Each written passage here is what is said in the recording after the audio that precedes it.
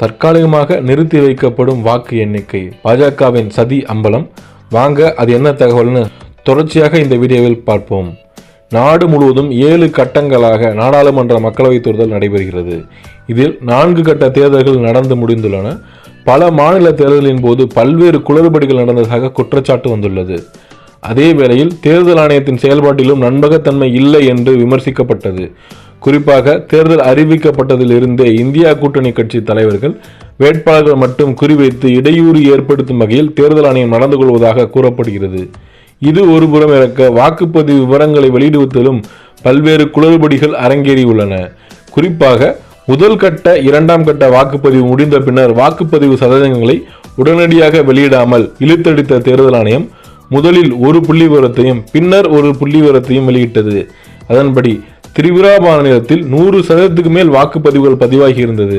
இந்த சூழலில்தான் தேர்தல் ஆணையம் வாக்குப்பதிவு விவரங்களை வெளியிடாமல் காலம் தாழ்த்துவது அனைவர் மத்தியிலும் சந்தேகத்தை எழுப்பியது. தேர்தல் வாக்குப்பதிவு சதவீதங்களையும் வாக்களித்தவர்கள் எண்ணிக்கையும் உடனுக்குடன் வெளியிடக் கோரி உச்ச நீதிமன்றத்திலும் மூத்த வழக்கறிஞர் பிரசாந்த் பூஷன் வழக்கு ஒன்றை தொடர்ந்திருந்தார். மேலும் அந்த வழக்கு அவசரமாக விசாரிக்க வேண்டும் என்ற கோரிக்கையும் விடுவித்தது.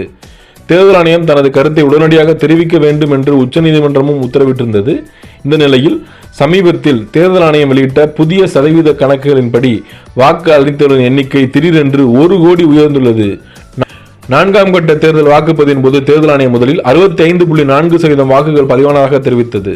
பின்னர் நேற்று முன்தினம் வெளியிட்ட புதிய அறிவிக்கையில் 66.9% வாக்குகள் பதிவானதாக தேர்தல் ஆணையம் குறிப்பிட்டுள்ளது.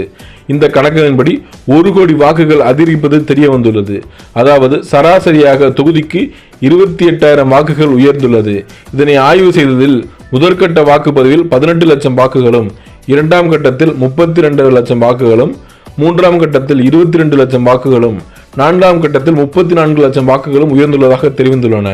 அதிகபட்சமாக அசாமில் தொகுதிக்கு சராசரியாக 73,000 வாக்குகள் உயர்ந்துள்ளது.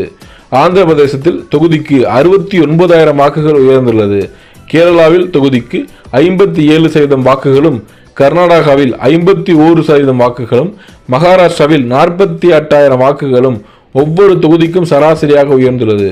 வாக்குப்பதிவு முடிந்த உடனே பதிவான வாக்குகளின் எண்ணிக்கையை வெளியிட வேண்டும் என அரசியல் கட்சிகளும் சமூக அமைப்புகளும் தொடர்ந்து கோரிக்கைகள் வைத்து வருகின்றன. ஆனால் வாக்களித்தவர்களின் எண்ணிக்கையை தேர்தல் ஆணையம் வெளியிட மறுத்து வருகிறது. இந்த சூழ்நிலையில் 4ஆம் கட்ட தேர்தலுக்கு பிறகு வெளியான இந்த வாக்குப்பதிவு அதிகரிப்பு என்பது பல்வேறு சந்தேகங்களை ஏற்படுத்தி வருகின்றது. இந்த நிலையில்தான் பாஜகவின் சதிவேலைகள் அம்பலமாகி வருகின்றது. குறிப்பாக பல மாநிலங்களில் சட்டவிரோதமாக கள்ள ஓட்டுகள் போட்டுள்ளனர், வாக்கு இயந்திரங்களை தங்கள் கட்டுப்பாட்டுக்குள் வைத்துள்ளனர். பாஜக ஆளும் மாநிலங்களில் வாக்கு எண்ணிக்கை தற்காலிகமாக நிறுத்தி வைக்கப்படும் என்ற அளவுக்கு வெளியாகியுள்ளது. இந்த புதிய கருத்து கணிப்புகள் தீவிரமாக விசாரணை நடத்தி வருகிறது தேர்தல் ஆணையம். உறுதியாக பாஜக சட்டவிரோதமாக செயல்பட்டால் கண்டிப்பாக வாக்கு எண்ணிக்கை நிறுத்தப்படும் அல்லது பாஜக தலைமை மாற்றப்படும் என்ற எச்சரிக்கையும் தேர்தல் ஆணையம் விடுவித்துள்ளதாக தற்போது சமூக வலைதளங்களில் ஒரு வதந்தி தகவல் பரவி வருகின்றன. மேலும் இதுபோன்ற தகவல்களுக்கு சேனலை சப்ஸ்கிரைப் செய்து கொள்ளவும்.